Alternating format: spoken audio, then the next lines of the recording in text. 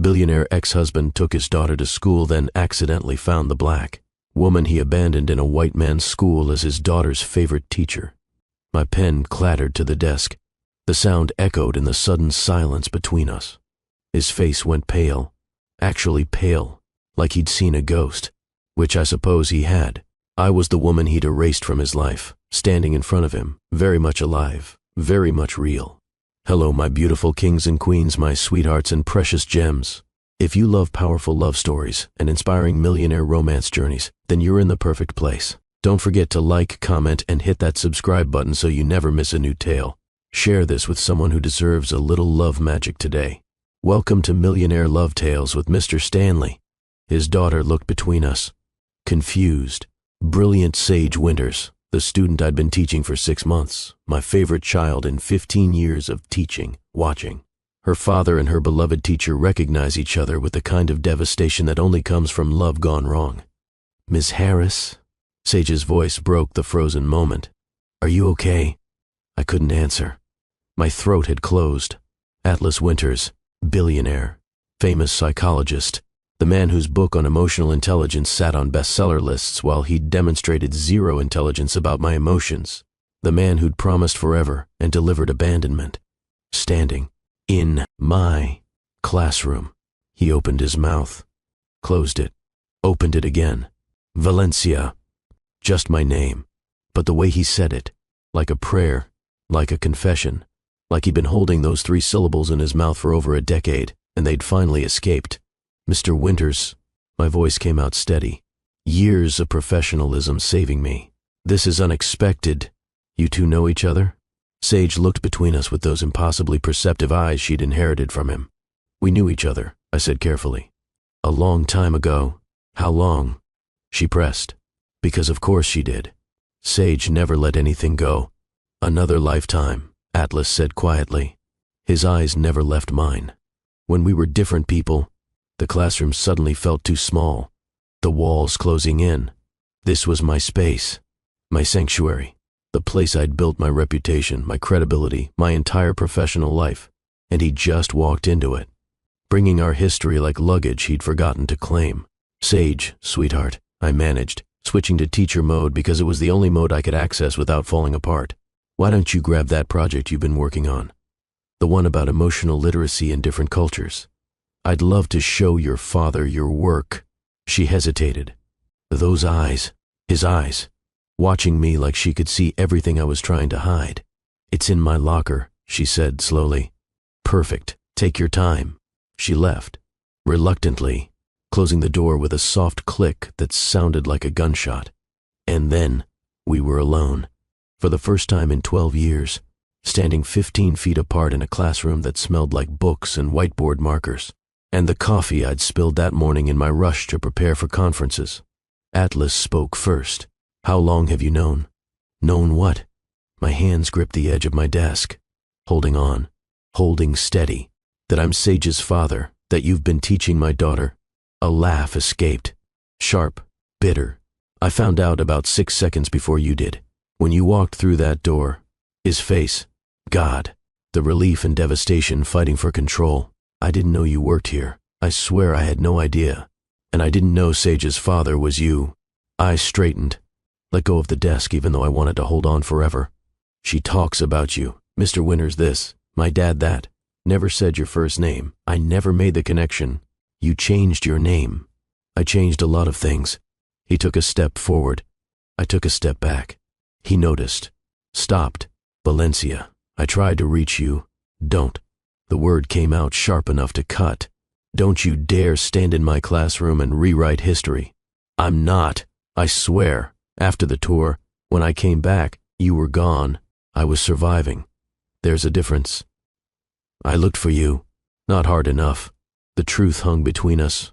Heavy. Undeniable. He'd looked. Maybe. But he hadn't found me. Because finding me would have required actually trying. Would have required choosing me over the empire he was building, over the life he was creating, over the woman he married 6 months after he left me. You got married, I said. Stated, not asking. I saw the announcement. You and Victoria Ashford. Banking royalty meets psychology's golden boy. Very neat, very appropriate. He flinched. Actually flinched. That marriage is over. I don't care. Valencia. I really don't care, Atlas. Your marriage, your divorce, your entire life after you left. None of it concerns me. But you're teaching my daughter. Our professional relationship is about Sage, not us. There is no us. There was, yes. I met his eyes. Held them. There was. 12 years ago, before you chose everything else. The door opened. Sage returning with her project folder, looking between us with that too intelligent gaze that missed nothing. I got it. I shifted instantly. Teacher, professional, woman who had her life completely together. Wonderful. Let's sit down and go through your work. But Atlas and I both knew. This wasn't over. We'd stumbled into each other's lives again. And nothing about this collision would be simple. Have you ever had your past show up in your present so violently you couldn't tell which timeline was real? This is that story, about what happens when the man who erased you from his life accidentally discovers you've been shaping his daughter's mind for 6 months. About second chances and whether they're redemption or just repeated mistakes. About a black woman who built excellence from nothing facing the white billionaire who had everything including her heart once. If you've ever had to smile professionally at someone who shattered you personally, hit that like button right now. And subscribe to Millionaire Love Tales with Mr. Stanley, because I promise you, this story goes places you won't expect. Places I didn't expect. Places that will make you question everything you think you know about forgiveness. My name is Valencia Harris, and this is the story of how my past became my present. How my student's father became my biggest mistake walking back into my life. How I learned that some doors you close can be kicked open by fate, with a sense of humor cruel enough to make you laugh or cry or both. Let me take you back to the morning this all exploded. Before he knew. When we were still separate people living separate lives that were about to collide like planets on a devastating course. I woke up at 5:30 that Tuesday morning in my modest 2-bedroom apartment, in a neighborhood 45 minutes from Ashford Preparatory Academy. The alarm pulled me from a dream I couldn't remember, but that left me unsettled, anxious. Like my subconscious knew something my conscious mind didn't. The apartment was quiet. Zora, my 11-year-old daughter, still asleep in the room we'd painted lavender together last summer. Her breathing steady through the thin walls. The sound that had anchored me for over a decade. I moved through my morning routine with practiced efficiency. Shower. Coffee. Reviewing lesson plans at the kitchen table that wobbled no matter how many times I tried to fix it. The radiator clanked. The upstairs neighbor's footsteps creaked overhead. The sounds of a life I'd built from absolute zero. Zora emerged at 6:15. Sleep rumpled and beautiful. She had her father's eyes. Not Atlas. The other one. The man I dated briefly 2 years after Atlas. The man who had also left when things got real. When I told him I was pregnant. Some patterns repeat until you learn to stop them. Morning, Mama. She kissed my cheek. Poured cereal with the precision she brought to everything. Morning, baby. You have that math test today. I'm ready. Miss Chen's tests are easy. Confidence is good. Overconfidence gets you wrong answers. She grinned. That smile that made every struggle worth it. I'll be appropriately confident. We moved around each other in the small kitchen. A dance we'd perfected over years. She was my miracle. My motivation. My proof that I could build something beautiful, even when the world tried to convince me I couldn't. You have conferences today, right? Zora asked between bites of cereal. All afternoon. I'll be late picking you up. You're going to Grandma's. Can I just take the bus home? I'm 11. Not in this neighborhood. Grandma's. She sighed the sigh of preteens everywhere. But she didn't argue. She knew the rules. Knew why they existed. Knew that my caution came from love, not control. By 7:15 we were out the door. Zora to the bus stop where I waited with her every single morning. Me to my aging Honda Civic that had 200,000 miles and a prayer holding it together. I dropped Zora at her school, watched her walk in with her too heavy backpack and her confident stride. My daughter, my heart walking around outside my body. Then I drove to Ashford Preparatory Academy, where I was a teacher, an employee, the only black woman on the lower school faculty, the diversity hire who'd proven herself so thoroughly they couldn't question her anymore. But they'd tried. Oh, they'd tried. Ashford sat in the wealthy part of town like a monument to privilege. Red brick buildings, manicured lawns, parents driving cars that cost more than I'd make in 5 years, kids wearing uniforms that cost more than my monthly grocery budget. I parked in the faculty lot, grabbed my bags, walked through doors I'd walked through for 3 years, every day proving I belonged, every day excellent. Because excellence was my only option. Mediocrity gets black women fired. Excellence gets us barely tolerated. My classroom was on the 2nd floor, room 214. I decorated it carefully. Diverse books on every shelf, posters of scientists and writers and leaders who looked like my students, and students who'd never see themselves represented elsewhere. A space that said everyone belongs here, even when the institution said otherwise. I set up for the day, wrote the agenda on the board, arranged the materials for our afternoon project on cultural perspectives and storytelling. My students would arrive in 30 minutes. 22 fifth graders from families with more money than I'd see in a lifetime. And they loved me, most of them, because I saw them, actually saw them, not their parents' bank accounts or their last names or their addresses. Them. Sage Winters was my favorite. I tried not to have favorites. But Sage, she was extraordinary, brilliant in that specific way that comes from genuine emotional intelligence combined with intellectual gifts. She understood people, saw patterns, asked questions that made me think harder about my own assumptions. She talked about her father sometimes, Mr. Winters, a psychologist, very busy, trying to be more present. She said it with the diplomacy of a child who'd learned not to expect too much. It broke my heart every time. I never knew his first name, never asked, never made the connection between Sage Winters and Atlas Winters because why would I? Atlas existed in my past, firmly, completely. I'd locked that door and thrown away the key and built a whole new house far away from those memories. Students arrived. The day began. Fifth graders with their energy and questions and drama and brilliance. I taught. I listened. I redirected. I encouraged. I was Ms. Harris, the teacher they trusted, the adult who got it. Lunch came. I ate in my classroom, reviewing conference notes, preparing talking points for each parent, what to emphasize, what to gently suggest, how to navigate conversations with people who had more power than me in every way except this one. In my classroom, with my students, I was the expert. They had to listen, had to respect my professional judgment. It was the only power I had, and I wielded it carefully. Conferences started at 1, a parade of parents who ranged from genuinely invested to checking boxes to openly hostile. Mrs. Chen, who questioned my reading list again. Mr. Roberts, who wanted to know why his son wasn't in the advanced group. Miss Patterson, who cried about her daughter's college anxiety. Yes, in 5th grade, these people. At 3:45, I had a 10-minute gap. I used it to call my mother, check that she'd picked up Zora, confirm dinner plans, hear her voice telling me I was doing good, that I was enough, that my daughter was thriving because of me. You sound tired, baby, my mother said. Long day, conferences, those rich folks wearing you out, some of them, you're too good for that place. That place pays my bills, Mama. I know, just don't let them make you small. Never. I'd promised her that years ago, promised myself. I have to go. Next conference in 5 minutes. Love you, Valencia. Love you, Mama. I hung up, checked my schedule. 3:45. Sage Winters conference. Father attending. Mr. Winters. I'd been looking forward to this one. Sage was easy to talk about. A teacher's dream.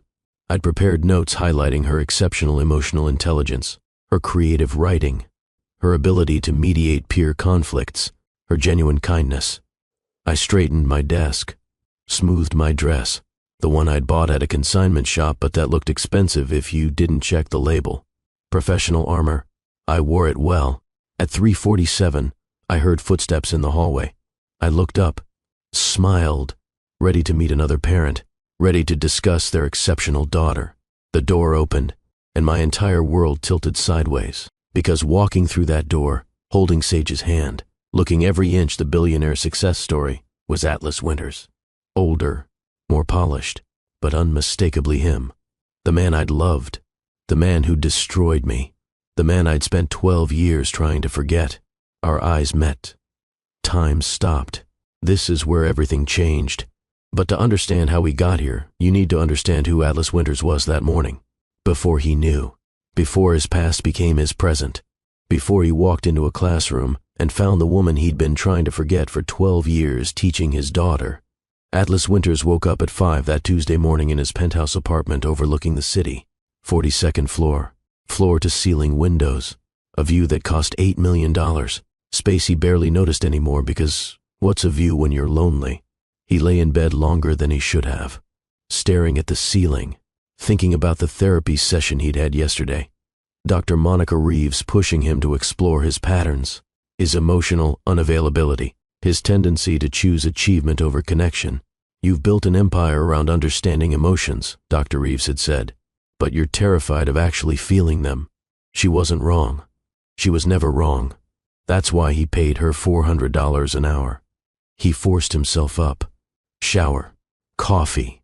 The routine of a man who'd structured his life to avoid spontaneity because spontaneity led to feeling, and feeling led to pain. Sage was still asleep in her room, the bedroom they decorated together after the divorce, when it was just the two of them, when he'd had to learn how to be an actual father instead of the distant figure who showed up for birthdays and holidays.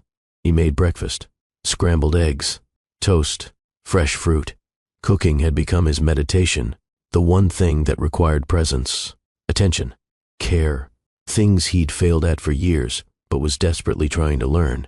Sage emerged at 6:30, still sleepy but smiling. That smile she gave him sometimes, the one that said maybe he was earning his way back into her trust. "Morning, Dad." "Morning, sweetheart. Eggs?" "Please." They ate together. Quiet, comfortable. She told him about her day yesterday, about the project she was working on for Miss Harris, about the book Miss Harris had recommended, about how Miss Harris understood things other teachers didn't. Miss Harris. Sage talked about her constantly. Her favorite teacher, the one who actually listened, who saw her, who made school feel safe. "I have a conference with her today," Atlas said. 3:45. Sage lit up. "Really? You're actually coming?" The question hurt. The implication that he usually didn't, which was fair. For years he hadn't. Work had always taken priority, always, until Victoria left him, and he'd realized he'd prioritized everything except what mattered. "I'm coming. I want to meet this teacher you love so much. You'll love her too. Everyone does. Well, except some of the other parents. They think she's too progressive. What do you think?" "I think she's the best teacher I've ever had." That settled it. Anyone who could reach his brilliant, guarded daughter deserved his attention, his respect, his time. They finished breakfast. Sage got ready for school. Atlas dressed for the day. Suit, tie, the armor of a man who'd built a $3 billion empire, who'd written best-selling books, who'd consulted for Fortune 500 companies, who'd changed the field of emotional intelligence research, who'd also failed spectacularly at actual relationships, at actual emotional intelligence in his own life. The irony wasn't lost on him, or his therapist, or his ex-wife who'd left him for a high school teacher who made $40,000 a year but was emotionally available. His driver was waiting downstairs, but Atlas had made a promise to himself. 3 mornings a week, he'd drive Sage to school himself. Be present for the small moments. The car rides. The conversations about nothing that meant everything. They drove through morning traffic. Sage on her phone, texting friends, living the life of an 11-year-old with unlimited data and access to technology that terrified him, but also normal, blessedly normal.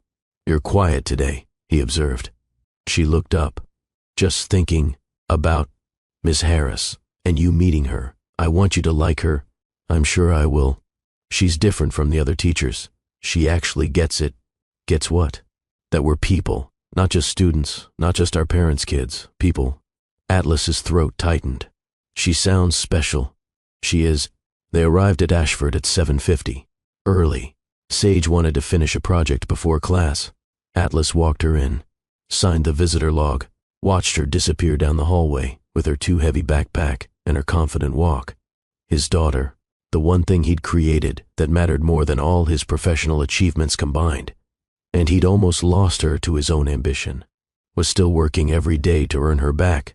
He went to his office downtown. Winter's Psychological Consulting occupied 3 floors of a building he owned. Staff greeted him with the deference that came with being the boss, the billionaire, the guy who signed their paychecks. Meetings filled his morning. A consultation call with a tech company about workplace culture, review of research proposals for his foundation, editorial discussion about his next book, The Machinery of Empire, efficient, productive, soulless, lunch alone in his office, reviewing notes for the school conference. He wanted to be prepared, wanted to show Sage he took this seriously, took her seriously. At 3, his assistant reminded him about the conference. He left early, drove himself, arrived at Ashford at 3:30, walked the hallways of a school that cost more per year than most people's salaries. Found room 214. Sage was waiting outside, bouncing slightly, excited. "Ready?" he asked. "So ready. You're going to love her, Dad. Miss Harris is amazing." They walked to the door. Atlas was scrolling through email on his phone, half present, a habit he was trying to break but kept defaulting to. Sage pushed open the door. "Miss Harris?" Atlas looked up from his phone and saw Valencia Brooks, the woman he'd loved at 23. The woman he'd left on an airport curb with promises he didn't keep. The woman he'd tried to find when he came back and couldn't. The woman who'd haunted him for 12 years in the spaces between his achievements. In the moments when success felt hollow. In his failed marriage to a woman he'd chosen because she fit his world instead of his heart. Valencia. Here, in front of him, older, more beautiful, looking at him with recognition and devastation and something like controlled fury. Time fractured. Her pen fell. He forgot how to breathe. Sage looked between them, confused. This was the moment. The collision. The past and present meeting with enough force to shatter everything both of them had carefully built. "Miss Harris?" Sage's voice came from far away. "Are you okay?" Valencia's face. God. 12 years had refined her beauty, sharpened it. She wore professionalism like armor, but he could see beneath it. Could see the girl he'd loved. Could see the woman she'd become without him. Valencia. Her name escaped before he could stop it. Her eyes. Those dark eyes he'd dreamed about. They met his with recognition that felt like accusation. "Mr. Winters." Her voice. Steady. Professional. Destroying him with its careful control. "This is unexpected." Sage was looking between them, processing. "You two know each other?" "We knew each other," Valencia said, each word precise, careful. "A long time ago. A long time ago." Like it was ancient history. Like it didn't matter. Like those 2 years they'd spent building a future together hadn't been the realest thing in his life before or since. "How long?" Sage pressed. "Because she was brilliant. Because she missed nothing." "Another lifetime," Atlas managed. "When we were different people." Valencia's jaw tightened. He'd said the wrong thing. Already, 30 seconds in, and he was failing. "Sage, sweetheart," Valencia said, shifting into teacher mode. He recognized it. The professional mask. The armor she was using against him. "Why don't you grab that project you've been working on? The one about emotional literacy in different cultures. I'd love to show your father your work." Sage hesitated, looking between them, reading the room the way she read everything. "It's in my locker." "Perfect. Take your time."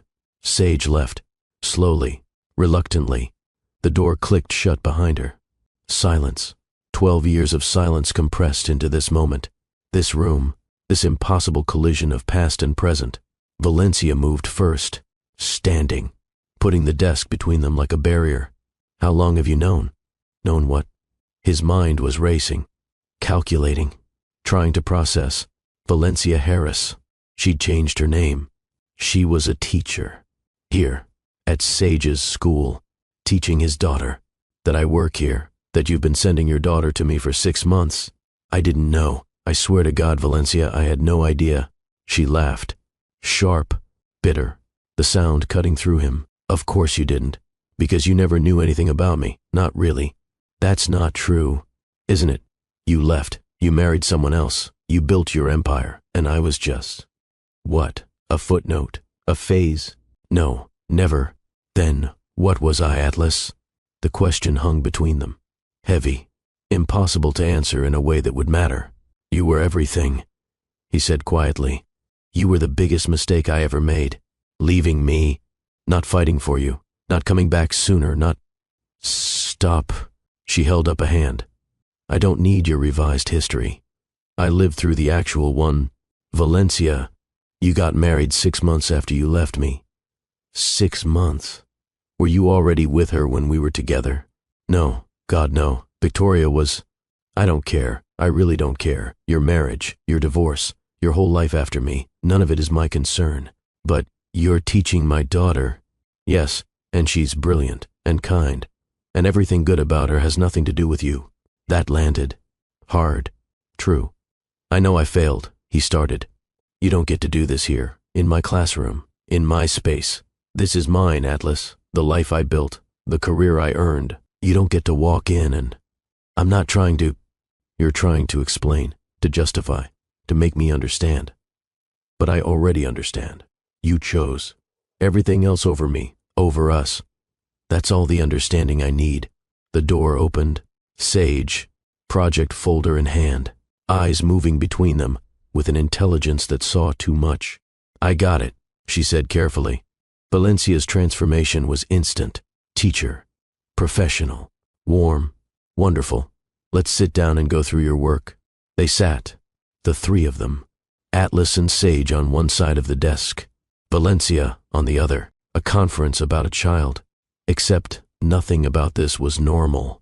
Valencia went through Sage's work with genuine enthusiasm, highlighting strengths, offering constructive feedback, being the teacher Sage had described. Brilliant, insightful, present. Atlas tried to focus, tried to engage, but all he could think was that Valencia was here. After 12 years of wondering, of regretting, of trying to forget, she was here, and she hated him. He deserved it, knew he deserved it, but God, it hurt. The conference ended. 15 minutes that felt like hours and seconds simultaneously. Thank you for coming, Mr. Winters, Valencia said formally. Sage is a pleasure to teach. Thank you for everything you do for her. Their eyes met, held, 1,000 conversations happening in silence. Sage stood. Come on, Dad. He followed her to the door, stopped, turned back. Valencia, we need to talk, really talk. No, we really don't. Please. There's so much you don't know, and I prefer it that way. But her voice wavered, just slightly, just enough to give him hope. They left, walked down the hallway, Sage silent beside him. Processing. In the car, she finally spoke. You dated her? Not a question. A statement. Atlas gripped the steering wheel. Yes. A long time ago? 12 years. What happened? I was stupid. I left. I thought I was chasing important things. I was wrong. Sage was quiet for a long moment. She's the one, isn't she? What do you mean? The one you told Dr. Reeves about, in therapy. The relationship you regretted most. He'd forgotten Sage knew about his therapy, had overheard conversations, was too smart not to piece things together. Yes, he admitted. She's the one. Does she hate you? She should. That's not what I asked. He thought about Valencia's eyes, the pain there, the anger, the carefully controlled fury. I don't know. Maybe, probably. But you still love her. It wasn't a question. Sage stated it like fact, like she'd already calculated the variables and reached the only logical conclusion. Yes, Atlas said, because lying to his daughter had never worked. I never stopped. Sage nodded. Processing. This is complicated. Very. She's my favorite teacher. I know. And you're my dad. I know that too. So, what happens now? Atlas wished he had an answer. Wished there was a formula, a strategy, a way to solve this equation. But there wasn't. There was just Valencia, and 12 years of hurt, and the impossible task of trying to earn forgiveness he didn't deserve. I don't know, sweetheart. I honestly don't know. They drove home in silence, both processing, both trying to understand how the universe had twisted their lives into this impossible knot. That night, after Sage went to bed, Atlas sat in his study with a glass of Whiskey he didn't drink, and a phone he kept picking up and setting down. He had Valencia's number, had looked it up in the school directory, could call, could text, could try to bridge 12 years with digital communication. He didn't, because what would he say? Sorry, I destroyed you? Sorry I chose wrong? Sorry I married someone else while you were doing what? Living? Surviving? Building a life without him? He pulled up his laptop, searched Valencia Harris, found surprisingly little. No social media he could access. A professional bio on Ashford's website. Before Ashford, she taught at a public school on the South Side. Before that, nothing public. Valencia Brooks had disappeared. Valencia Harris had emerged. A new name, a new life, a deliberate erasure of the past. He'd done the same in different ways. Buried himself in work, in achievement, in a marriage to a woman whose name opened doors, but whose presence never filled the Valencia-shaped hole in his chest. His phone buzzed. Dr. Reeves. Right. He'd texted her after the conference. Emergency session request. Her message was brief. Tomorrow, 8 a.m. My office. He confirmed. Poured the whiskey down the sink. Went to bed. Lay awake staring at the ceiling, thinking about Valencia's face. Her controlled fury. Her professionalism that was really just protection. He'd hurt her. Badly. Completely. And now they were stuck in each other's lives because Sage loved her. And she was Sage's teacher, and there was no easy way to navigate this. Sleep came eventually. Restless. Filled with dreams of coffee shops and promises and a girl with dark eyes who'd believed him when he said forever. He woke at 5. Went through his routine. Mechanical. Distracted. Made breakfast for Sage, who was quieter than usual. You okay? He asked, thinking about Ms. Harris. And you. And how weird yesterday was. Yeah, it was weird. Are you going to try to fix it?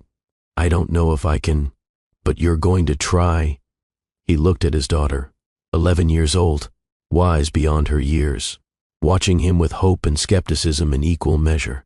Yes, he said, I'm going to try. Good. She returned to her cereal. She deserves an apology at least. She deserves more than that. Then give her more. Simple. The way children made complicated things simple. Just give her more, as if he had anything she wanted, as if sorry could bridge 12 years. But he'd try. Because Sage was right. Valencia deserved more. Deserved everything. Deserved the man he'd promised to be and failed to become. Dr. Reeves's office was in a building downtown. Understated. Professional. The opposite of the showy success his own office projected. He sat in the familiar chair. In the familiar room. Across from the woman who'd been excavating his emotional wreckage for 2 years. Tell me what happened, she said. He told her. All of it. The conference. The recognition. Valencia's fury. Sage's observations. The impossible complication of it all. Dr. Reeves listened. Made notes. Waited until he finished. How do you feel? Terrified. Hopeful. Guilty. All of it. What are you afraid of? That she'll never forgive me. That I've destroyed any chance we had. That I'll hurt her again just by existing in her space. What are you hoping for? He hesitated. A chance to explain, to apologize, to maybe. I don't know. See if there's anything left. After 12 years, I know it's impossible. I didn't say that. I asked what you're hoping for. A second chance, which I don't deserve. Deservingness is a construct, Atlas. What matters is whether you've changed, whether you're capable of being what she needs now, not what you promised then. I don't know if I am. Then figure it out. Because showing up with apologies and hope isn't enough. You need to show her through action that you're different, that you've learned, that you won't repeat the same patterns. And if she doesn't want to see that, then you respect her boundaries. Let her be. Don't make your healing dependent on her forgiveness. He sat with that. The hard truth. That Valencia didn't owe him anything. Not forgiveness. Not a second chance. Not even acknowledgement beyond professional courtesy. I still love her, he said quietly. I know. Is that enough? It's a starting point, not a destination. He left the session with more questions than answers. Drove to his office. Tried to work. Failed. His mind kept circling back to Valencia. To room 214. To the way she'd looked at him with 12 years of hurt in her eyes. His phone rang. Ashford, Preparatory Academy, on the caller ID. His heart jumped. Atlas Winters.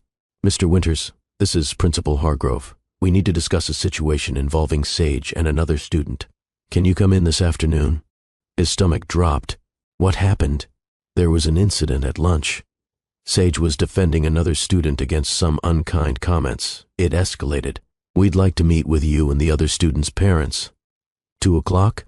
I'll be there. He hung up, called his assistant, canceled his afternoon, drove to Ashford with his mind racing. Sage in trouble. Sage who followed rules, who avoided conflict. What had happened? He arrived early, was directed to Principal Hargrove's office, waited in the reception area. At 1:58, the door to the office opened and Valencia walked in. She saw him, stopped. What are you doing here? Sage was involved in an incident. You? Same. My daughter Zora. Wait, Zora is your daughter? Yes. She's in 6th grade. The pieces clicked. Sage talks about Zora. They're friends. Apparently, they stood in awkward silence, both waiting, both processing this new complication. Their daughters were friends. Of course they were. Of course the universe would twist the knife just a little more. Mr. Winters, Miss Harris. Principal Hargrove appeared, a woman in her 50s with steel gray hair and an expression that suggested she'd seen it all. Thank you for coming. Please. They followed her into the office, sat in chairs positioned side by side, close enough that Atlas could smell Valencia's perfume. Something subtle, elegant, different from what she used to wear, but somehow still her. Let me explain the situation, Principal Hargrove began. At lunch today there was an altercation between Sage Zora and another student, Jeffrey Matthews. Another parent was already in the office, a man in an expensive suit, looking irritated. My son says these 2 girls ganged up on him. That's not what happened, came a voice from the doorway. Everyone turned. Sage and Zora stood there, holding hands, united. Girls, Principal Hargrove said, I asked you to wait outside. We need to tell the truth, Sage said firmly. Jeffrey said Miss Harris is just the diversity hire, Zora added, that she's not a real teacher, that she only has her job because she's black. The room went silent. Valencia's face. Atlas saw the flash of pain before she controlled it, smoothed it into professionalism. That's ridiculous, Jeffrey's father sputtered. Jeffrey wouldn't say that. He did, Sage said. And when Zora told him he was wrong, that Miss Harris is the best teacher in the school, he said her mom is only here to fill a quota. And when I said that was racist, Zora continued, he said it's just facts. So I told him his facts were bigoted ignorance, Sage finished. And he pushed me, and Zora pushed him back, and here we are. Atlas felt rage building, white hot, protective, his daughter, defending the woman he loved, against racist garbage from a kid whose father clearly shared his views. This is absurd, Jeffrey's father said. You're going to believe these girls over my son? I'm going to investigate thoroughly, Principal Hargrove said carefully. But Mr. Matthews, if your son did make those comments, my son is entitled to his opinions. Racist opinions aren't entitlements, Valencia said quietly. They're violence. Now wait just a minute. No, Valencia stood, calm, powerful, devastating. Your son told my daughter that I'm only here because of my skin color, not my credentials, not my master's degree, not my 15 years of teaching experience, not the curriculum I developed that's now being used in 3 other schools, my skin color. And you're defending that? Jeffrey's father stood too. I'm defending my son's right to speak freely. Then I'm exercising my right to call it what it is, racism. Teach your son better, Mr. Matthews, or the world will teach him harder lessons than my daughter did. She gathered her purse, looked at Zora. Come on, baby, we're done here. They left, Valencia and Zora, walking out with dignity. Atlas recognized the same dignity she'd had 12 years ago when the world tried to make her small and she refused. Miss Harris, Principal Hargrove started, but Valencia was gone. Atlas stood, looked at Jeffrey's father with contempt he didn't bother hiding.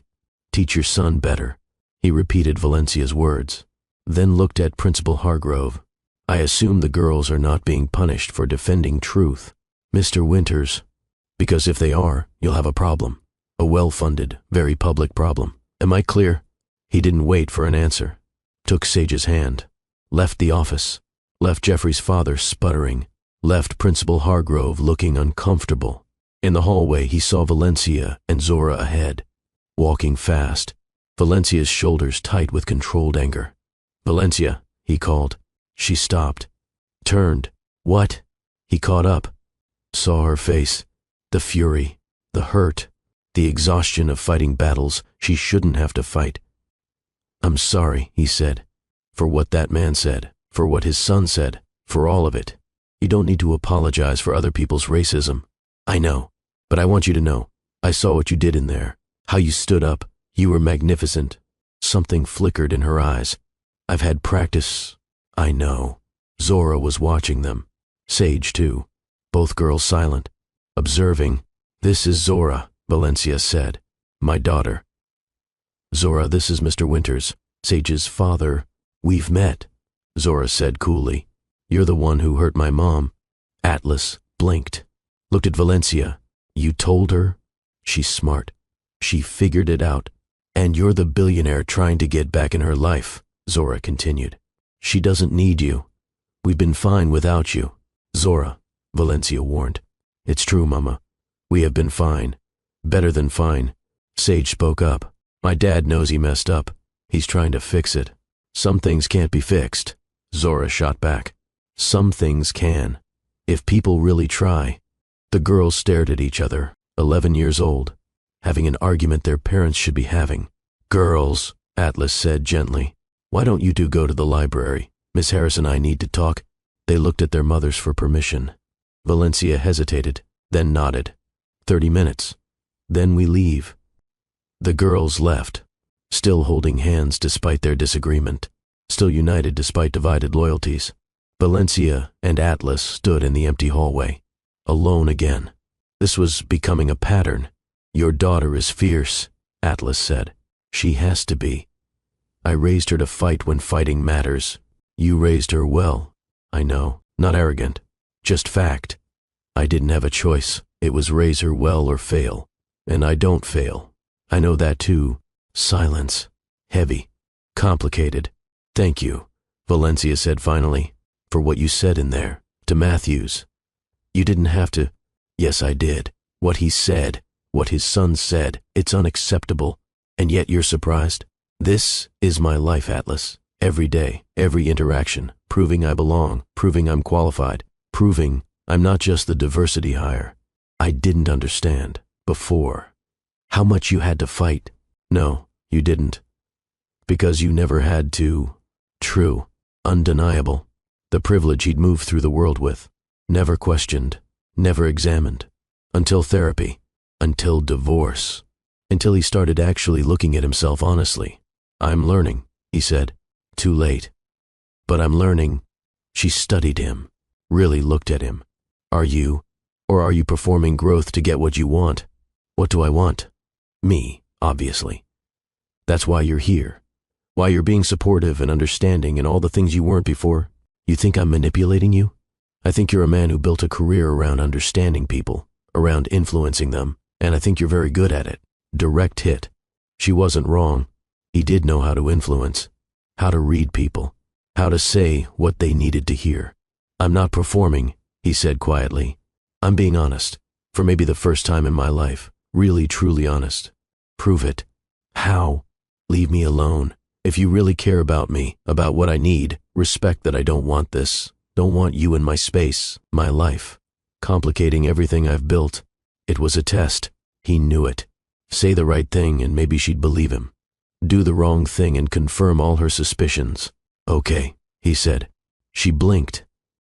"Okay, you're right. You've built a life, a beautiful one. I have no right to disrupt it, so I'll stay out of your way. Professional courtesy only. For Sage's education." "Just like that?" "Just like that, because you asked. And I respect you enough to listen." She didn't believe him. He could see it in her eyes. The skepticism, the waiting for the catch, the shoe to drop. "Thank you," she said carefully. "Can I ask one thing?" Her jaw tightened. "What?" "Coffee.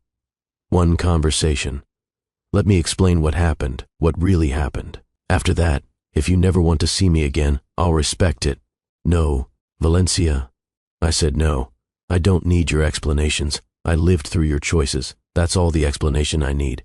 The girls were coming back. Timing carefully calculated, giving their parents exactly 30 minutes. Okay, Atlas said. I respect your answer. She looked surprised again, like she'd expected him to push, to insist, to use his privilege to steamroll her boundaries. Come on, Zora, Valencia said. We're going home. They left, mother and daughter, walking away from him for the second time. The second time he'd watched Valencia walk away. The second time he'd failed to give her what she needed. Sage slipped her hand into his. You did good, Dad. I lost her again. No, you respected her. That's different than losing. When had his 11-year-old become wise? When had she learned lessons he was still trying to figure out? They drove home, both quiet, both processing. The universe had thrown them together. Valencia and him, their daughter's friends, their lives intersecting, and she wanted him gone. He would respect that, would stay away, would be professional only, would give her the space she asked for, even though it killed him, even though seeing her again had reminded him of everything he'd lost, even though he still loved her with the same intensity he had 12 years ago, maybe more, because now he knew what he'd given up. Now he understood the cost of his choices. That night, alone in his penthouse, Atlas made a decision. He would respect Valencia's boundaries, would stay away, would not push, but he would also be ready. If she ever changed her mind, if she ever wanted that conversation, that explanation, that chance, he would be ready. Because some loves don't end just because they should. Some loves persist. Stubborn. Inconvenient. True. And Valencia Brooks now Harris was that love for him. Had been. Still was. Would always be.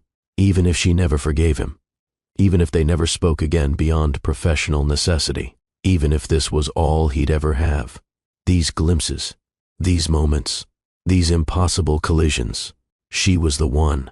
The only one. And he'd spend the rest of his life knowing he'd found her and lost her and found her again only to lose her by his own choices. That was his penance, his punishment, his truth, and he would live with it, because that's what love required sometimes. Letting go, respecting boundaries, putting someone else's needs above your own desires. He was learning. Too late. But learning. Valencia didn't sleep that night. She lay in bed staring at her ceiling, listening to Zora breathe in the next room, processing the impossible reality that Atlas Winters had walked back into her life. Not just walked, crashed, exploded, detonated like a bomb she'd buried 12 years ago thinking it was diffused. Her phone sat on her nightstand, silent. Part of her had expected him to call, to text, to push despite what she'd said. That's what the old Atlas would have done. Pushed, insisted, made everything about what he wanted. But the phone stayed silent, which somehow made everything worse. Because silence meant he was respecting her boundaries. And respecting her boundaries meant maybe he had changed. And if he'd changed, then what? What did she do with that information? Nothing. She did nothing. Because changed or not, he'd still destroyed her once. And she'd rebuilt herself from that destruction into something stronger. Something that didn't need him. Something complete. Except seeing him had reminded her of things she'd forgotten. The way he looked at her like she was the most fascinating thing in the world. The way he listened, actually listened, when she talked. The way his mind worked. Fast, brilliant, matching hers in ways no one else ever had. No. She stopped that thought, shut it down, buried it. She didn't need those memories. Didn't want them. They were dangerous, seductive. Lies wearing nostalgia like perfume. Zora appeared in her doorway at 2 a.m. Mama, you awake? Yeah, baby. Can't sleep? You neither, huh? Valencia patted the bed. Zora climbed in like she used to when she was little, curled against her mother's side. Solid, real, the best thing Valencia had ever created.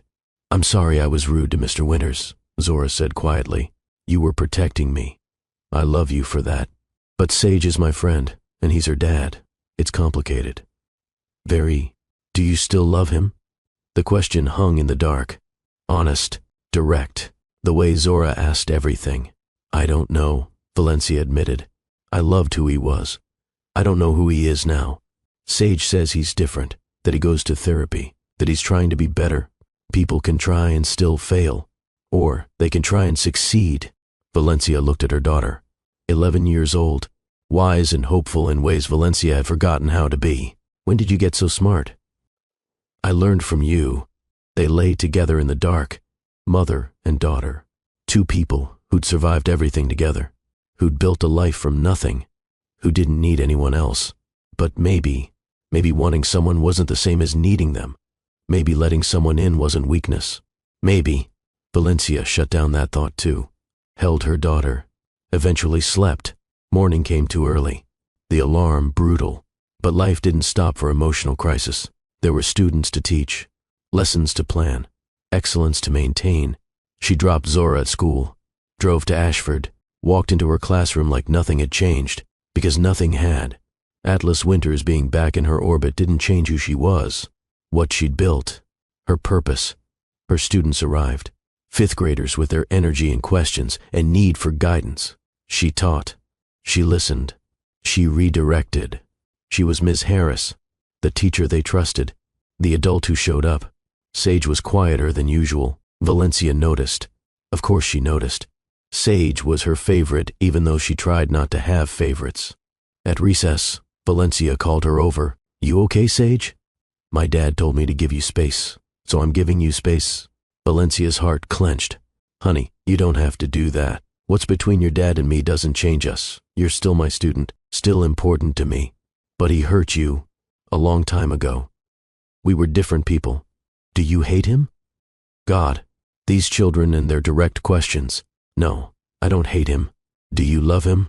I don't know what I feel, but I know I care about you, and that doesn't change no matter what. Sage nodded.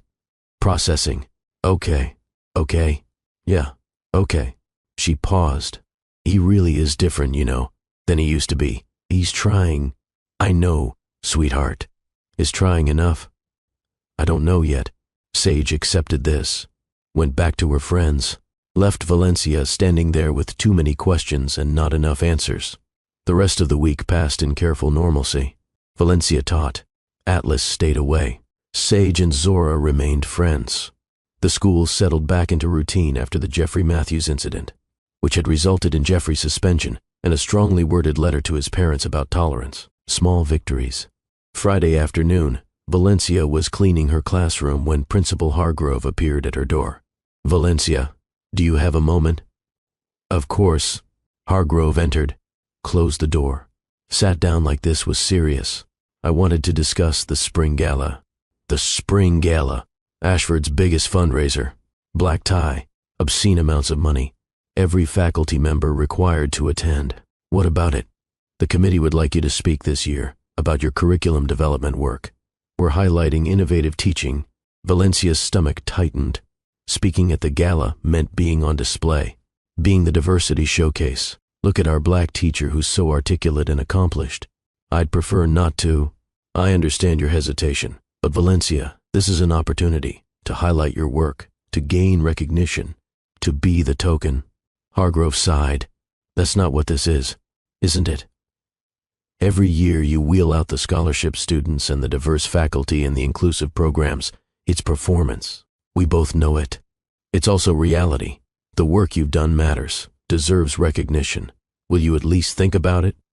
Valencia wanted to say no, wanted to refuse on principle. But principle didn't pay bills, didn't advance careers, didn't create opportunities. I'll think about it. Thank you. And Valencia? Mr. Winters has donated $500,000 to the scholarship fund, specifically requested it go towards supporting students of color in STEM programs. Of course he had. Of course. Grand gestures. Public generosity. The Atlas Winters special. That's generous of him. He mentioned it was inspired by conversations about equity and access. I thought you'd want to know. After Hargrove left, Valencia sat at her desk, staring at nothing, processing. Atlas was donating money, creating programs, doing good, public good that would be recognized and praised. Or he was actually trying to make a difference, actually learning actually using his privilege for something beyond his own advancement. She didn't know which, didn't trust herself to know, because she wanted to believe the best about him, which meant she couldn't trust her own judgment. Her phone buzzed. A text from an unknown number. "This is Atlas. Principal Hargrove gave me your number for emergency contact purposes regarding Sage. I won't use it except for school matters. I'm respecting your boundaries, but I wanted you to know I'm here if you ever need anything. For Sage or otherwise, no pressure, no expectations, just here."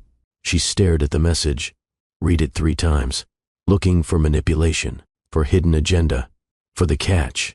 Found none. Just a simple statement. Boundaries respected. Offer made. No pressure. She didn't respond, didn't know what to say, deleted the message, then immediately regretted it because now she couldn't read it again. Couldn't analyze it. Couldn't figure out what it meant. This was exhausting. He was exhausting. The whole situation was exhausting. She went home, made dinner with Zora, helped with homework, watched a movie. Normal life. Regular life. The life she'd built that was enough.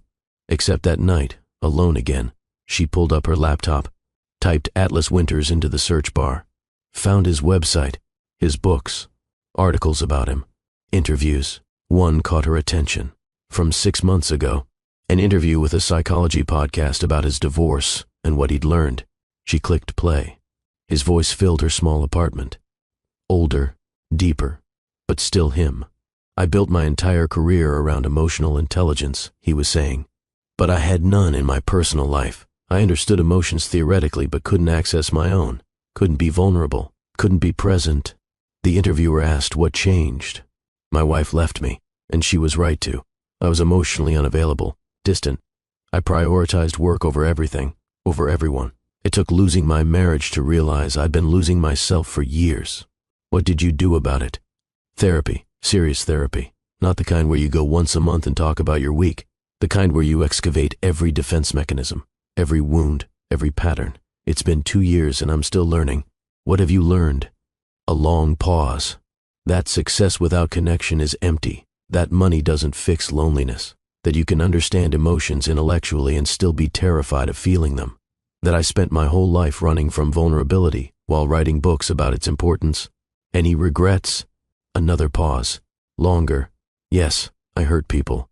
Specifically, I hurt someone I loved very much. Before my marriage. I was young and stupid and I chose career over relationship. I've never forgiven myself for it." "Have you tried to make amends?" "I tried to find her, years ago. Couldn't. I assumed she'd moved on, built a life. I hoped she was happy. And if you could find her now, what would you say?" "That I'm sorry. That she deserved better. That losing her was the biggest mistake I ever made. That I understand if she hates me. But I never stopped loving her." Valencia closed the laptop.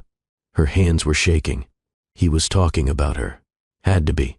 The timeline matched. The details matched. He'd tried to find her.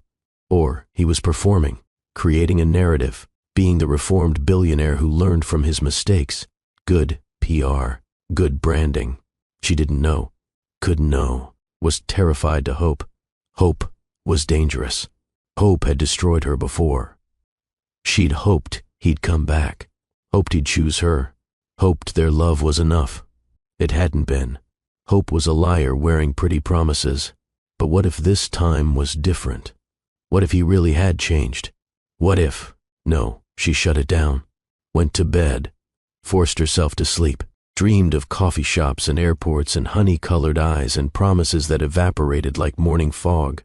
The spring gala arrived 3 weeks later. Valencia wore a dress she'd found at a consignment shop. Deep burgundy. Elegant. Professional. She'd spent more than she should have, but less than everyone else there would spend. Her mother had helped with alterations. Made it fit perfectly. Made her look like she belonged, even though she never quite felt like she did. Zora was at her grandmother's for the night. Valencia drove to the venue alone.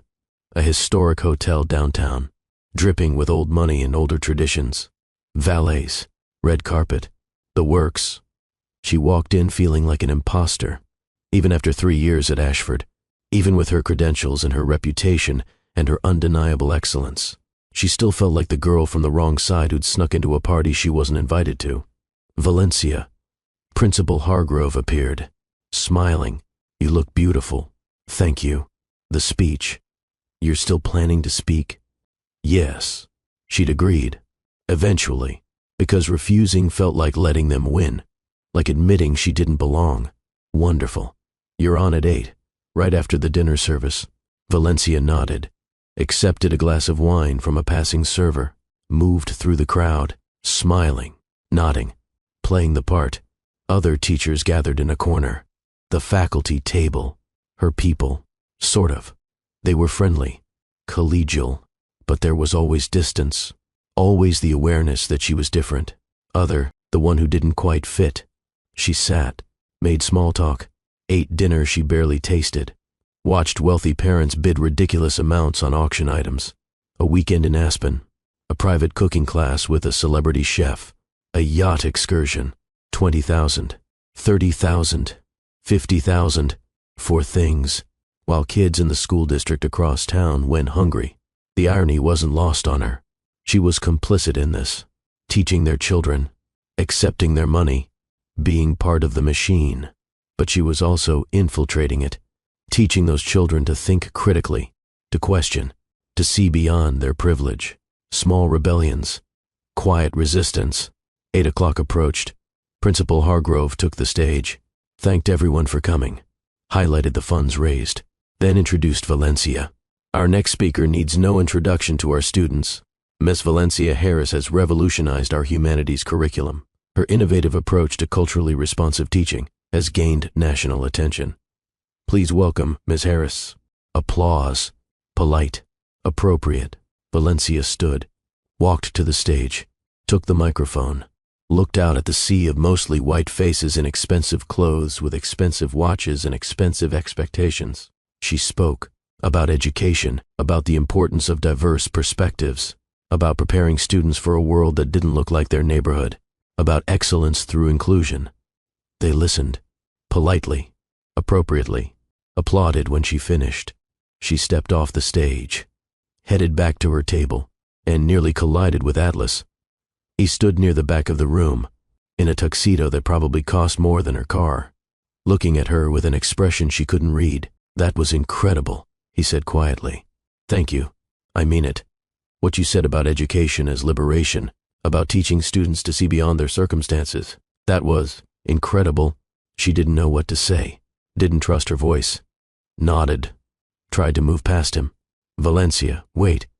She stopped, against her better judgment. "What? Could I dance with you? This isn't appropriate. It's a fundraiser. Dancing is expected. I'm a parent. You're a teacher. It's perfectly appropriate. You know what I mean?" "I do.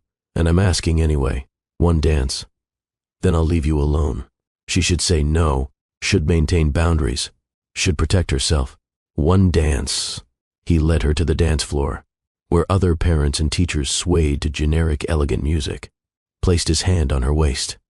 Careful, respectful, keeping appropriate distance. They moved, awkward at first, then not awkward, familiar, like muscle memory, like their bodies remembered, even though 12 years had passed. "I listened to your podcast interview," she said, not planning to, but the words escaped anyway. He went still. "The one about my divorce?" "Yes. And you talked about regretting losing someone before your marriage." "Yes, that was me." "Yes." She met his eyes. Honey-colored, familiar, devastating. "Did you mean it? Or was it good PR?" He flinched. "You think I'd use our relationship for publicity? I think you're very good at saying what people need to hear. Fair. Given my history with you, that's fair." He was quiet for a moment, still moving, still holding her carefully. "I meant every word. I did try to find you. Your number was disconnected. Your apartment building said you'd moved. No forwarding address. I tried your friends, your coffee shop job, everything I could think of. When? 6 months after I left. When I came back from the tour, you were already engaged to Victoria. No, the engagement came later, after I couldn't find you, after I gave up. Gave up. That fast. I was young, stupid. I told myself you'd moved on, that you were better off, that pursuing you would be selfish. It would have been. I know. But Valencia, I never stopped thinking about you, wondering, regretting. And yet you married someone else. I married someone who fit, who made sense, who my family approved of, who looked good on paper. And loved her?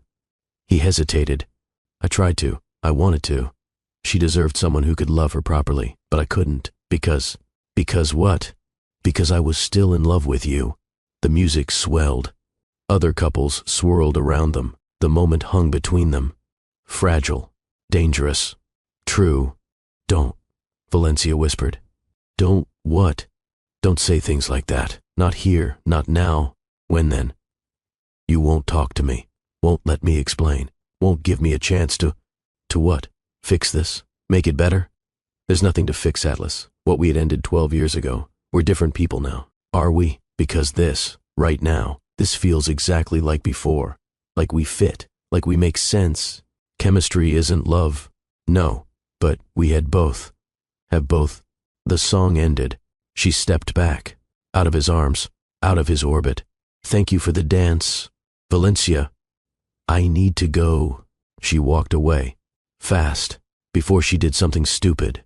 Like believe him. Like hope. Like let herself remember how good it felt to be in his arms. She found the bathroom. Locked herself in a stall. Breathed. Her heart was racing. Her hands shaking. One dance. One conversation. And she was unraveling. This was why she'd said no. Why she'd wanted boundaries. Why she couldn't let him in. Because he dismantled her defenses just by existing. Just by looking at her with those eyes. Just by saying her name like it meant something. She composed herself. Fixed her makeup. Returned to the gala. Atlas was gone. She felt relief and disappointment in equal measure. The rest of the night passed in a blur. More wine. More small talk. More performance. Finally, mercifully, it ended. She drove home. Changed into pajamas. Picked up Zora from her mother's. Returned to normal life. Except nothing felt normal anymore. Atlas had cracked something open. Some door she'd sealed shut. And light was leaking through. Dangerous light. Hope disguised as possibility. Monday morning. Back to school. Back to routine. Except Sage was absent. The first absence all year. Valencia tried not to worry. Kids got sick. It was normal. Except at lunch her phone rang. Atlas. She almost didn't answer. But what if something was wrong? What if Sage needed something? Hello? Valencia. It's Atlas. His voice was strained. Stressed. I'm sorry to call. I know you said school matters only. But Sage is sick. Really sick. High fever. We're at the hospital. Her stomach dropped. What happened? She collapsed this morning. Fever of 104. They're running tests. I don't know what to do. She heard it in his voice. The terror. The helplessness. The fear every parent feels when their child is sick and they can't fix it. What hospital? St. Mary's. But you don't have to. I'm coming. She hung up. Told her teaching assistant to cover her afternoon classes. Family emergency. Left. Drove to St. Mary's with her heart in her throat. She found Atlas in the pediatric ward waiting room. Disheveled. Tie loose. Hair a mess. Looking more human than she'd seen him. More real. Any news? She asked. He looked up. Relief and surprise crossing his face. You came. Of course I came. She's my student. I care about her. They're running tests. Possible flu. Possible bacterial infection. They don't know yet. Valencia sat beside him. Not touching, but present. She's strong. She'll be okay. You don't know that. No. But I choose to believe it anyway. They sat in silence. Waiting. The worst part of hospitals. The helpless waiting. Thank you for coming, Atlas said quietly. You didn't have to. Yes, I did. Sage matters to me. I know. She talks about you constantly. You're her favorite person. She's pretty great herself. More silence. Comfortable. United in worry. I'm sorry, Atlas said.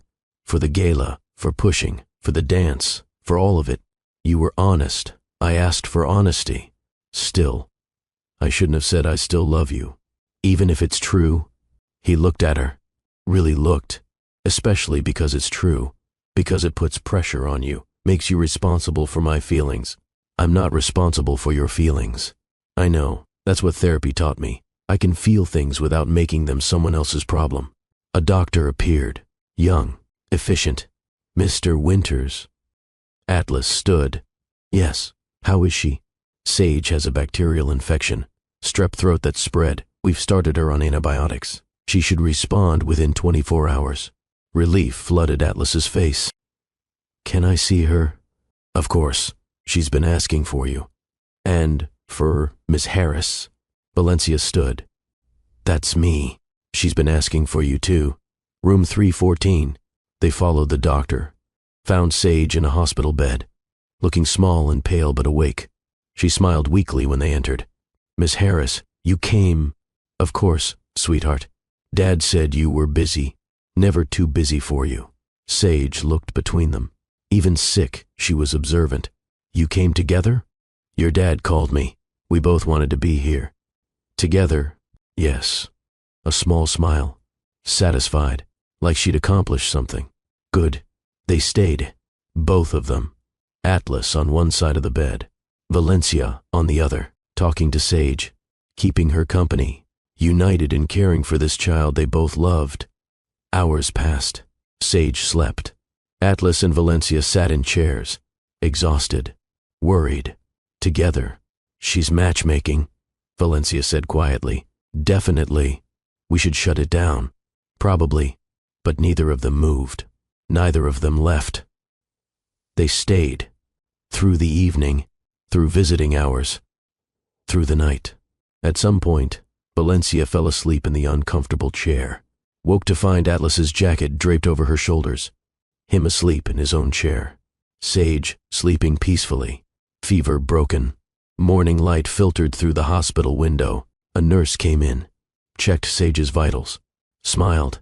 She's doing much better. Should be able to go home this afternoon. Sage woke, saw them both there, smiled.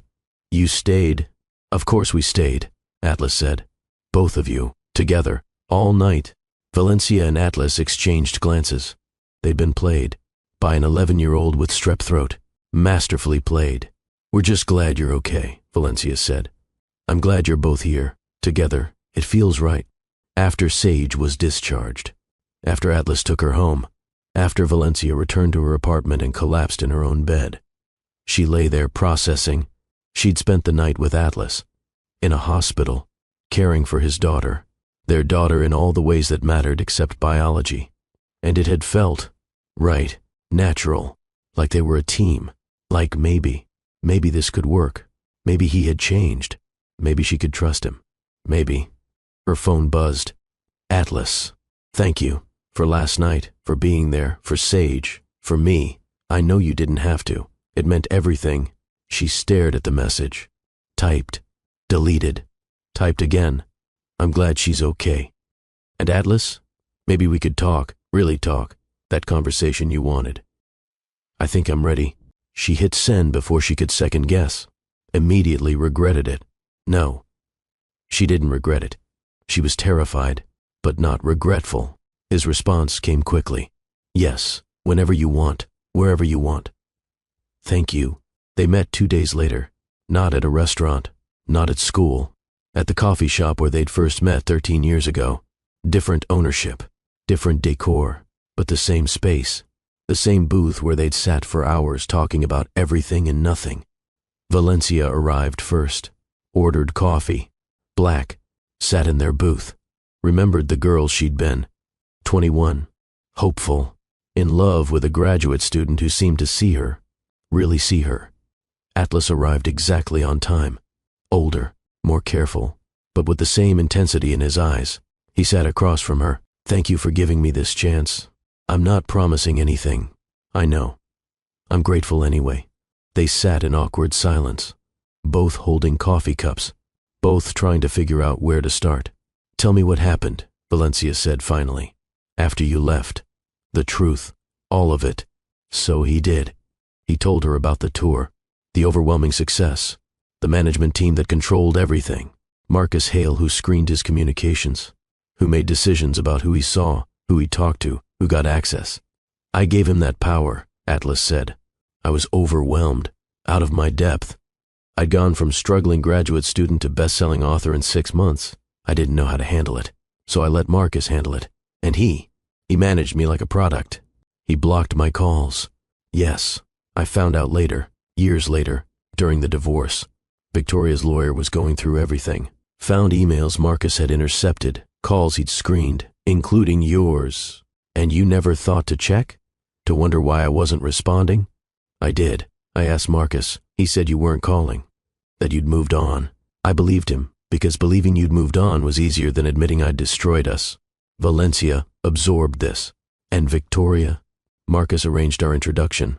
Strategic connection, her family's banking empire, my growing media presence. It made sense on paper. Did you love her? He was quiet for a long moment. I tried to. She deserved love. She was smart, accomplished, kind, everything that should have made me love her. But she wasn't you. The words hung between them. Raw, honest, painful. I married her anyway, Atlas continued, because I couldn't have you, because I'd lost you, because I thought maybe I could learn to love her. That love was a choice, not a feeling. And I was wrong. You can't choose love. It's there or it's not. I spent 8 years trying to feel what I should feel, failing, hurting her by failing. She knew. Of course she knew. Finally left me for someone who actually loved her, someone who could give her what I couldn't. What was that? Presence, emotional availability, actual connection. All the things I wrote about but couldn't do. Valencia took a sip of coffee. Processing. When did you start therapy? After Victoria left. I was lost. I'd built this empire, this success, this perfect life on paper, and I was miserable, alone, realizing I'd spent my entire adult life running from vulnerability while teaching other people to embrace it. What did you learn? He smiled sadly. That I'm terrified of intimacy, of being known, that I use achievement to avoid feeling, that I learned from my father to value accomplishment over connection, that I've been recreating the same pattern. Build walls, achieve things, keep people at distance, repeat. And you've changed. I'm changing, daily, actively. It's not finished. I don't know if it ever is, but I'm not the man I was, not the boy who left you. I can't promise perfection, but I can promise presence, honesty, actually showing up. Valencia wanted to believe him. God, she wanted to. Why now? Why me? You've had 12 years to work on yourself. Why does it matter now? It always mattered. But seeing you again, realizing you've been in my life through Sage for months, and I didn't know, it felt like the universe giving me one more chance, one I definitely don't deserve, but that I'm asking for anyway. I'm scared. Me too. You hurt me. Badly. Completely. I spent years recovering. I know. And you could do it again. I could. I won't. But I understand why you can't trust that. She looked at him. Really looked. Searching for the lie. The performance. The manipulation. Found none. Just honesty. Vulnerability. A man who'd learned hard lessons and was trying to be better. I don't know if I can do this, she said quietly. I'll take whatever you can give. Friendship, occasional coffee, slow rebuilding of trust. I'm not asking for everything. Just something. A starting point. What if we try and it doesn't work? Then we tried, and we'll handle it like adults. For Sage, for Zora, for us. She thought about the hospital. How natural it had felt. How right. How they'd worked together caring for Sage. How it could be. Okay. He blinked. Okay. Okay. We can try. Slowly. Carefully. With very clear boundaries. What boundaries? We take it slow. No rushing. The girls come first. Both of them. You respect my space and my pace. And Atlas, if you hurt me again, if you leave again, if you choose anything over us again, there's no third chance. Understood. Agreed. Completely. And I need you to understand. I'm not the girl you left. I've built a life. A good life. I don't need you to complete me or save me or fix anything. I'm whole. If we do this, it's because I want you. Not because I need you. That's exactly what I want. A partnership. Not a rescue. They sat, looking at each other. Years of hurt and hope between them. This was the moment. The choice. The leap.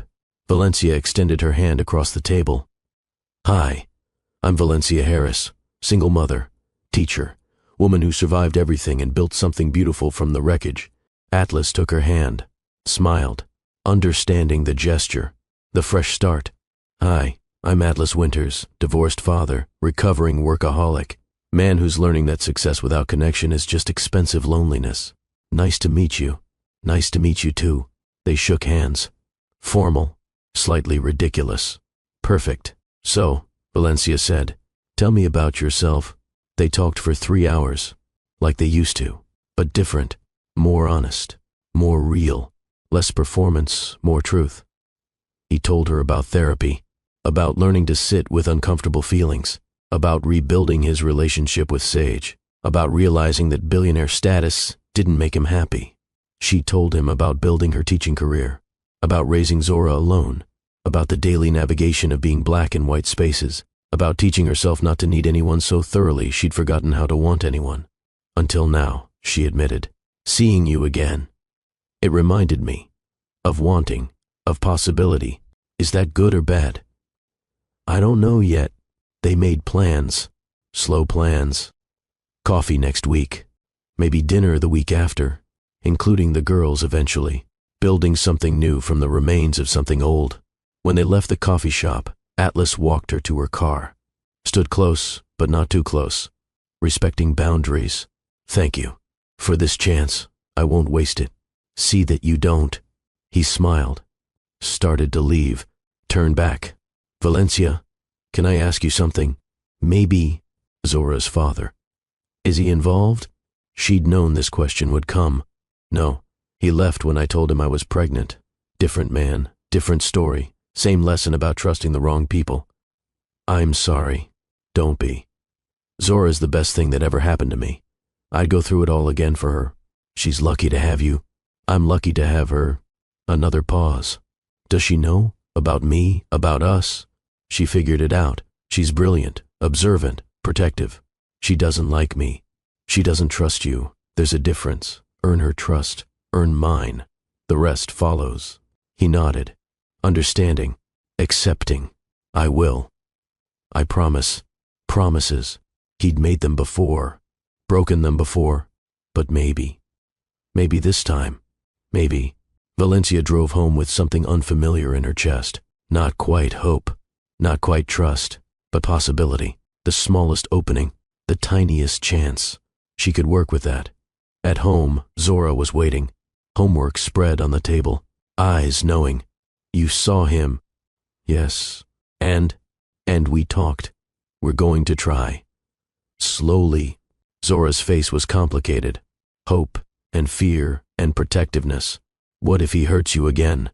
Then I survive. Again. Like I always do. You shouldn't have to. No. But maybe this time I won't. Maybe he's changed. And if he hasn't? Valencia pulled her daughter close. Her anchor. Her reason.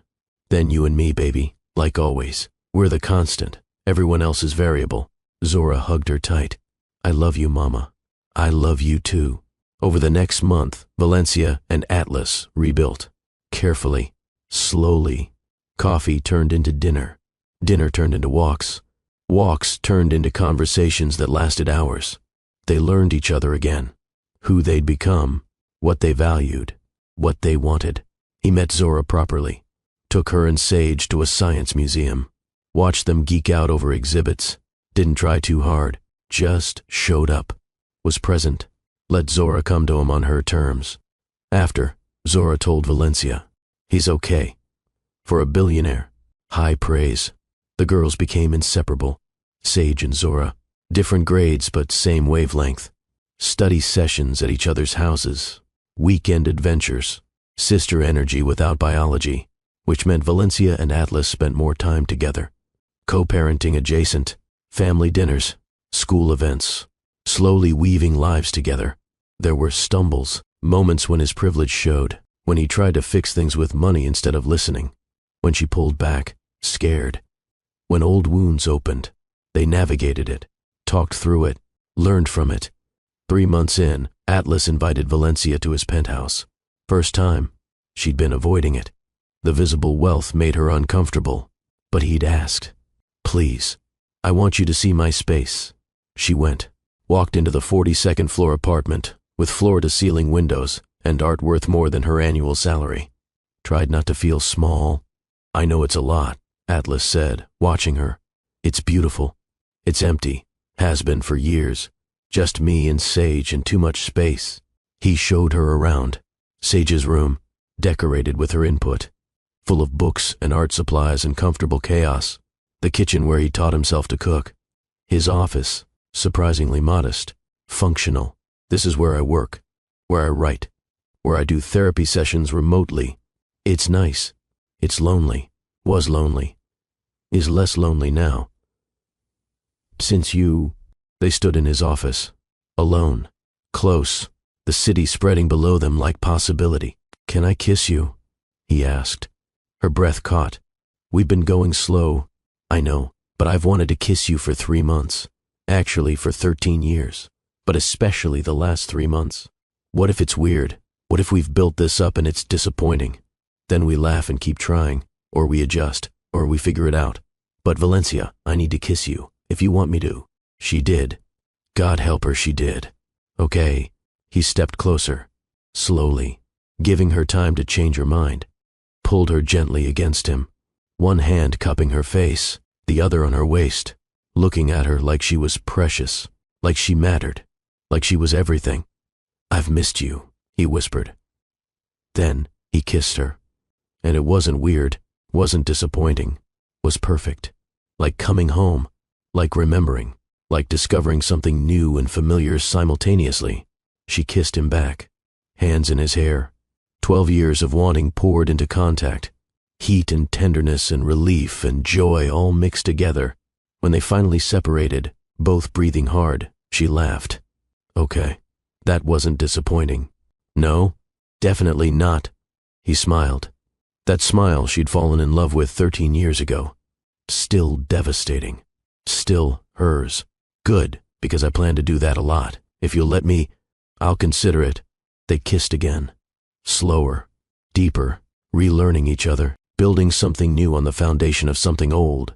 That night, Valencia drove home in a daze, lips still tingling, heart full, terrified and thrilled in equal measure. She was falling.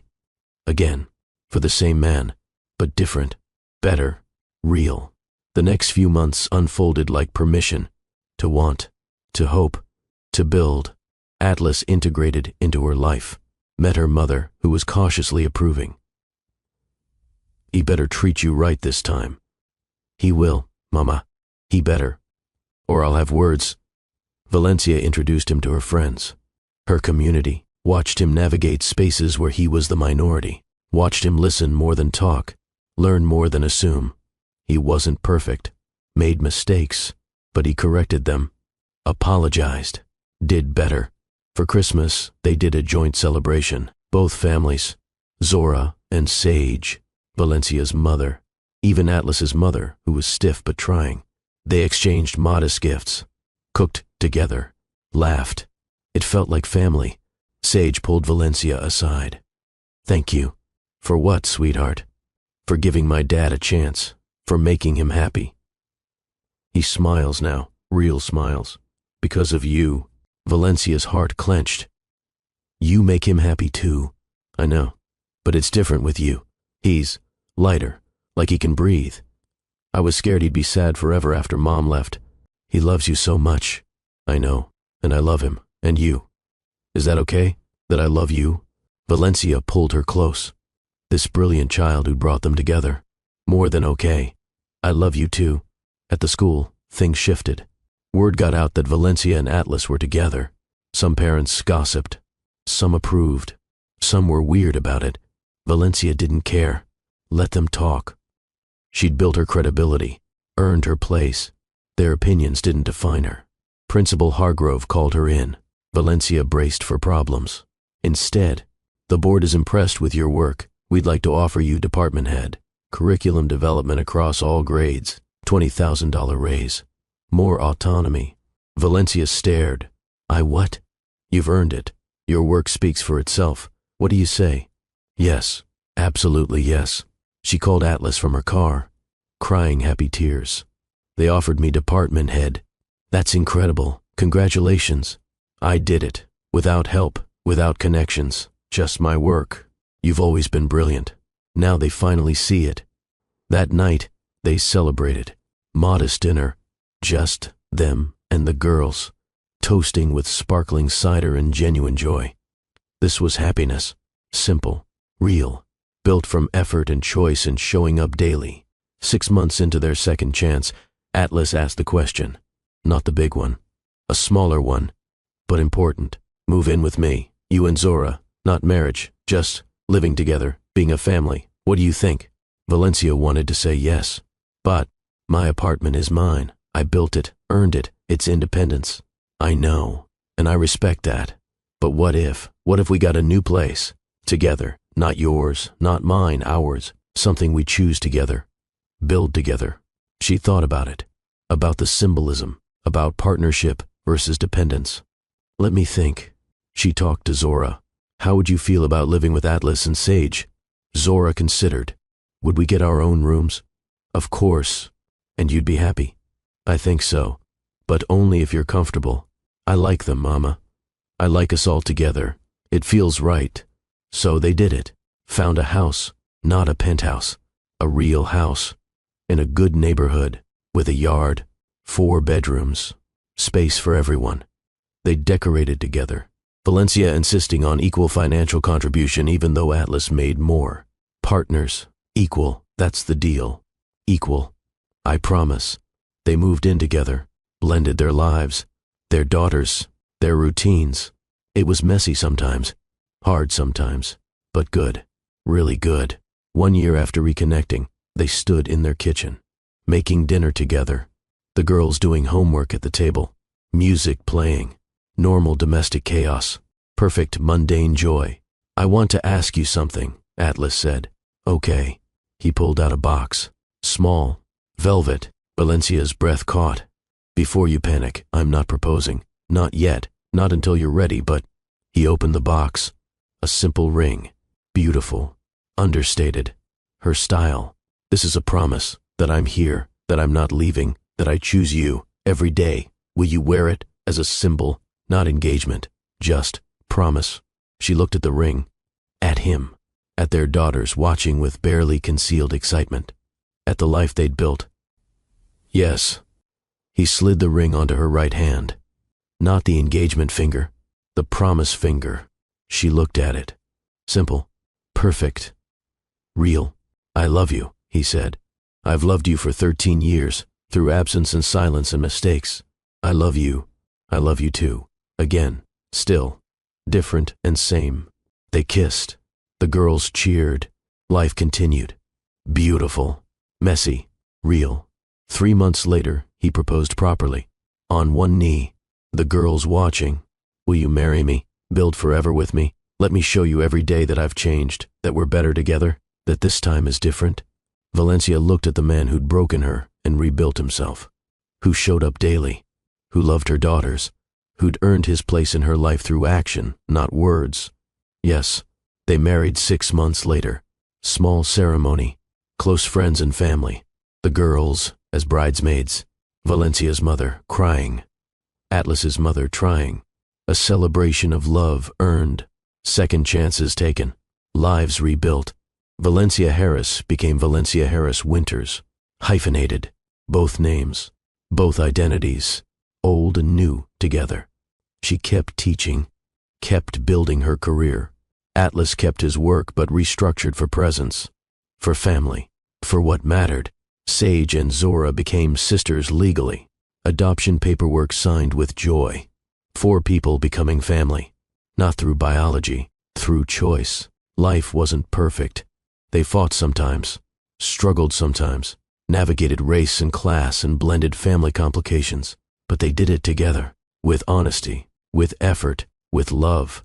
2 years after their first conversation at the coffee shop, Valencia stood in their backyard, watching Atlas play with the girls, watching her family, her chosen family, her built family, thinking about the journey, from college dropout to department head, from abandoned girlfriend to beloved wife, from single mother to blended family, from broken to rebuilt, from closed to open, from scared to brave.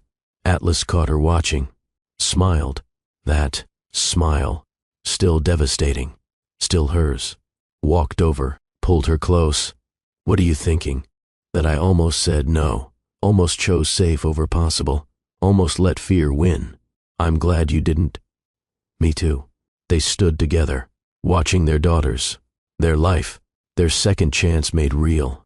This wasn't a fairy tale, wasn't easy redemption, was hard work daily, but it was real, true, earned. Some loves end and stay ended. Some loves end and come back different, better, refined by loss and rebuilt by choice.